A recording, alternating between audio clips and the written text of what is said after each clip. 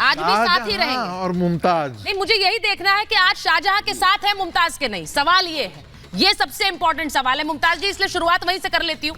शाहजहां शेख की हनक आप देख रहे हैं, ये किसका संरक्षण है? और जब हम बार बार कहते हैं ममता बनर्जी क्यों ढाल बनती है सीएए के खिलाफ, क्या वहां पर घुसपैठियों को तो इजाजत है, लेकिन जो परसिक्यूटेड माइनॉरिटीज है उन्हें नागरिकता ना मिल जाए? मुमताज जी, देखिए, ऐसा है कि जो क्रिमिनल है, जो क्राइम कर रहा है, वो कहीं भी हो उसकी हिमायत नहीं की जा सकती, नंबर एक।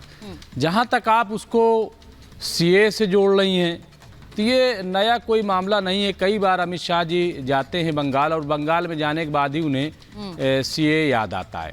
और वो सारा जो है चुनावी मामला है, और वो आपको भी पता है, चाहे यूसीसी हो, सीए हो या 370 हो, ये तमाम चीज़ें देखिए जिस तरीके से इसको प्रोपगेट किया जाता है, बिल्कुल एक ऐसा लग रहा है कि जैसे इश्तिहार की तरह। सवाल ये है कि सीए आप कानून आपने बनाया, आप लागू कर दीजिए। नहीं, आप लागू कर दीजिए। इतना ज्यादा जो है, आपको क्यों चुनावी मामला लगता है? चुनावी नहीं, मैं ये कह रहा हूँ कि अगर सीए आपने कानून बनाया तो बार बार उसका कहने क्या जरूरत है? अब लागू हो रहा है, चुनाव से पहले लागू कर देंगे, 2 साल तक तो इसकी कोई चर्चा नहीं हुई मुमताज जी। 2 साल तक तो इसकी कोई चर्चा नहीं हुई, और पिछली बार जब चर्चा हुई थी तो चुनाव जीतने के बाद आया है तो चर्चा हो रही है। चुनाव जीतने के बाद हुई थी, चुनाव के समय नहीं हुई थी। इस बात को गुमराह मत करिए आप मुमताज जी। नहीं, आप देखिए चुनाव आया है, और कई बार देखिए इसका इस्तेमाल ऐसा नहीं है। नहीं तो नोटिफाई हो जाएगा तो आप तालियां बजाएंगे ना, आप विरोध तो नहीं करेंगे? नहीं, बिल्कुल हम ताली बजाएंगे, लेकिन हमने एक चीज जो कही थी वो याद रखिएगा। अमित शाह जी ने अभी पार्लियामेंट में कहा कि ये नागरिकता देने वाला है, किसी की नागरिकता लेने वाला कानून नहीं। बिल्कुल सही, बिल्कुल ठीक है ना। जो बाहर से लोग प्रताड़ित आए हैं, हालांकि उन्हें भी पता है कि ऐसा नहीं कि इससे पहले लोगों को नागरिकता दी नहीं गई भारत में, ठीक है, बहुत सारे लोग हैं जिनको दी जाती है, लेकिन फिर ये इसकी क्या जरूरत हो गई? तो इसलिए मैं कह रहा हूं कि क्या जो लोग ये कहते हैं कि सीए जो है वो नागरिकता देने वाला कानून है, लेने वाला नहीं है, तो क्या वो एनआरसी नहीं कराएंगे? एनआरसी नहीं कराएंगे? अच्छा ठीक है, मैं आपसे इस संदर्भ में आज बात कर रही हूं क्योंकि आज बहुत बड़ी खबर है प्रोफेसर रागी, आज बहुत बड़ी खबर है संजीव जी, क्योंकि जिस तरह से आज संदेश खाली का जो एक विलेन है उसको अरेस्ट किया गया, और उस अरेस्ट के बाद भी जो तस्वीरें आई वो सोचने पे मजबूर करते हैं कि इस व्यक्ति को इतनी हमदर्दी, इतना संरक्षण ममता सरकार देती है, वही सरकार जो सीए के खिलाफ इतना विरोध मोर्चा खोलती है, इसका कोई कनेक्ट है क्या? ये सवाल पूछने पर हम मजबूर होते हैं। मुमताज जी हंस रहे हैं, लेकिन वो कनेक्ट मुझे संगीत रागी जी स्पष्ट नजर आता है। देखिए इसका बहुत साफ है। देखिए शाहजहां का बॉडी लैंग्वेज जो था वो बहुत ही एक ढंग से कहते हैं रिपल्सिव था, एक घृणा पैदा कर रहा था।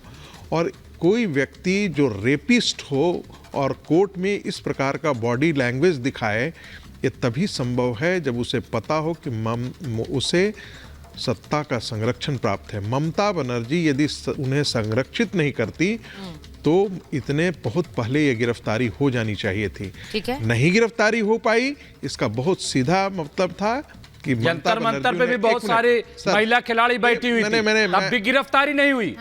तब भी हमने एटीट्यूड पत्रकार को जिस तरीके से कैमरे, मैं अपनी बात कर लूं बीच में, महिला पत्रकार को जिस तरीके से किया। अच्छा ठीक है, मैं अपनी बात कर लेता हूं, उसके बाद आप करिए। दूसरी बात, जो सीएए का मामला है, देखिए वो जो परसिक्यूटेड माइनॉरिटीज इस्लामिस्ट कंट्री के हैं, उनको संरक्षण प्रदान करने के लिए वो कानून लाया गया है। और ये कहना कि एनआरसी नहीं होना चाहिए, किसकी गारंटी क्या है कि एनआरसी नहीं? एनआरसी देश में क्यों नहीं होना चाहिए भाई? इस देश में बांग्लादेशी घुसपैठिए, पाकिस्तानी घुसपैठिए पिछले 6 दशक से रह रहे हैं, उनको बाहर क्यों नहीं निकाला जाना चाहिए? वो घुसपैठिए जिनके बाप दादों ने इस देश को बांटा, वो फिर से हमारे देश में आकर के घुसपैठ करके रह रहे हैं, उनको क्यों नहीं भगाया जाना चाहिए भाई? और नहीं, क्योंकि सुचरिता 10 सेकंड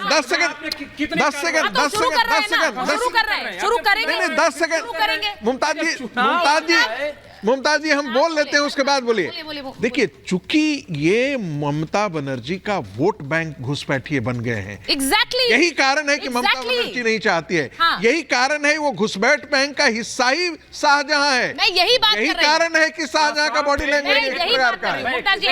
नहीं, अभी बाकी बात मान लीजिए ना, एक एक करके, फिर वो लोग सब बैठे हैं ना, आप ऐसे तो नहीं कर सकते। अब देखिए, मेरा सवाल बड़ा सिंपल है। जो बात रागी जी ने कही है, एक वोट बैंक तैयार हो गया जो घुसपैठ के जरिए आ तो गया है, लेकिन उसने यहां पर भी जिस तरह से जुल्म ढाने शुरू किए, जिस तरह प्रताड़ना करनी शुरू हुई, उसकी तो पूरी फाइल खुल गई। अब हमें तो शक ये है कि ये फाइल खुलेगी, ये अपने अंजाम तक पहुंचेगी कि नहीं, क्योंकि जिस तरह की बॉडी लैंग्वेज शाहजहां शेख की दिख रही है, ये वोट बैंक बना है ममता बनर्जी का, इसीलिए वो आज नहीं चाहती है कि सीए लागू हो। ममता बनर्जी ने ही 2005 में लोकसभा में इस इशू को, घुसपैठिए के इशू को उठाया था। हाँ। और जब बोलने की अनुमति नहीं थी, उन्होंने कागज फेंका था लोकसभा अध्यक्ष की ओर कि वामपंथियों की सरकार कैसे घुसपैठियों की और अवैध शरणार्थियों के नाम पर अवैध लोगों को समर्थन दे रही है। लेकिन ये सच है, देखिए, वो 14 जिले जो है वो बांग्लादेश से लगे हुए इलाके हैं। हाँ। और आज जहां से ये व्यक्ति गिरफ्तार हुआ है, आप समझिए कि बगैर सत्ता के संरक्षण के, बगैर पुलिस प्रशासन के जानकारी के वहां ये हो ही नहीं सकता था। ये तो हाई कोर्ट ने कहा कि भाई 4 मार्च तक आप उसको हमारे सामने दीजिए।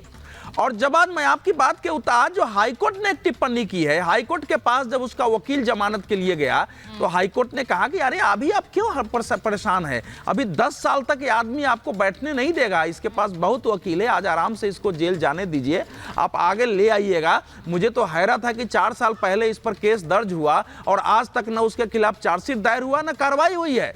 इसने अनेक लोगों का, जितने मामले हैं इस पर, यौन शोषण से लेके जमीन हड़पने का, सारे उसने टिप्पणी की है। वहां के एडीजी का आज भी बयान है। एडीजी ने कहा है कि उस पर 4 मामले हैं जिस पर महिलाओं के यौन उत्पीड़न, यौन शोषण का कोई मामला नहीं है। तो इससे बड़ा संरक्षण और क्या हो सकता है।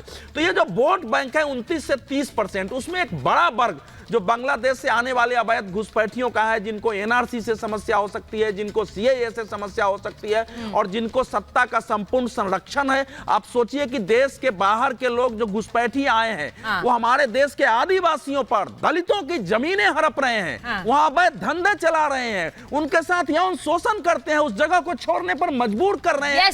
और उनके खिलाफ अगर कोई मुकदमा होता है तो पुलिस वहां कार्रवाई नहीं करती है, कार्रवाई नहीं करती है। ये एक पूरा का पूरा ऐसा गांव बस गया है। अब पश्चिम बंगाल की स्थिति इतनी भयावह हो गई है, इसीलिए बार बार कहते हैं कि वहां पर अगर हिंसा होती है तो उस पर सवाल नहीं, वहां पर जा नहीं सकते हैं आप, संदेश खाली नहीं जा सकते, कोर्ट का ऑर्डर लेकर आपको आना पड़ता है। ये कौन लोग हैं? ये कौन लोग हैं? ईडी पर हमला होता है, हमारी होगी तो पीछा किया जाएगा। और ये लोग कौन है? ये लोग कौन है? सवाल सबसे बड़ा ये है। मैं आपसे पूछ रही हूँ, दुष्यंत जी जरा आपके पास आऊं, संजीव जी के पास जा रही हूँ, बताइए जरा दुष्यंत जी, ये लोग कौन है? क्या ये ऐसा एक बसा बसाया वोट बैंक नहीं बना लिया जिसका डर लग रहा है ममता बनर्जी को?